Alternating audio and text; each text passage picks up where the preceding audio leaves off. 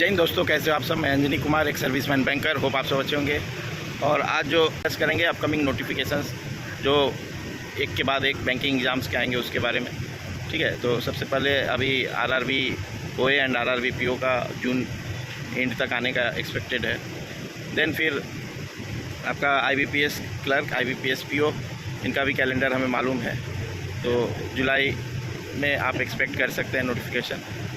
Then आपका RBI assistant का जो अभी एग्ज़ाम पोस्टपोन्ड हो गया, बेसिकली ये जो assistant to grade A officer का जो एग्ज़ाम हुआ था इंटरनल प्रमोशन का, तो वो एग्ज़ाम का रिज़ल्ट आने में थोड़ा लेट हुआ। प्लस अभी ट्रांसफ़र एंड पोस्टिंग्स बाकी है। वो रिज़ल्ट आने के बाद जनरली अप्रैल मई महीने में ट्रांसफ़र्स हो जाते थे आरबीआई ग्रेड ए का, जिन्होंने इंटरनल प्रमोशन, तो उनकी ऑफिसें चेंज होती हैं, तो वो अभी बाकी है। तो एक कारण ये था जो कि मुझे फीडबैक मिला कि आपका ग्रेड बी का नोटिफिकेशन देखिए आ चुका है एंड लोग फॉर्म फिलअप कर रहे हैं, प्रिपरेशन कर रहे हैं। असिस्टेंट का नोटिफिकेशन भी ग्रेड बी के कुछ दिनों बाद ही आता है, जो पास्ट रिकॉर्ड अगर आप देखोगे, बट इस बार उन्होंने उसे थोड़ा सा पोस्टपोन कर दिया। वो ट्रांसफर एंड पोस्टिंग के बाद आपका नोटिफिकेशन कभी भी ला सकते हैं, एग्जैक्ट अभी कुछ नहीं कहा जा सकता। ठीक है, फिर LIC असिस्टेंट के बारे में पूछ रहे हैं। Yes, it is possible, but कोई फिक्स डेट अभी मालूम है नहीं कब तक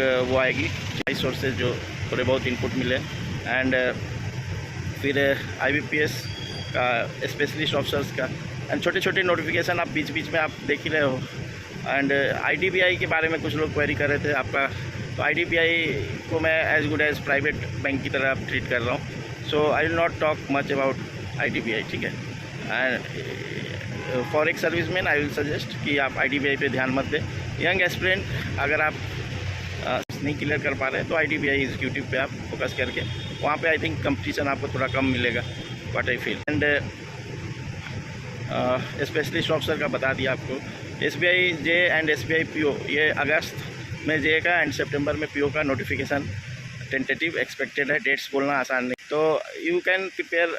अब ज़्यादा टाइम रह नहीं गए हैं, बैक टू बैक एग्ज़ाम्स होंगे। और एक इम्पॉर्टेंट चीज़ बता दूं, कुछ डॉक्यूमेंट्स जो ऐसे नोटिफिकेशन आने के बाद जो एस्पिरेंट्स को पास्ट में परेशान किए हैं, वो डॉक्यूमेंट्स वगैरह बता दूं। अगर आपके पास कंप्यूटर सर्टिफिकेट नहीं है या आपने क्लास 10th 12th में कंप्यूटर नहीं पढ़ा है, तो आपको कंप्यूटर सर्टिफिकेट की ज़रूरत है।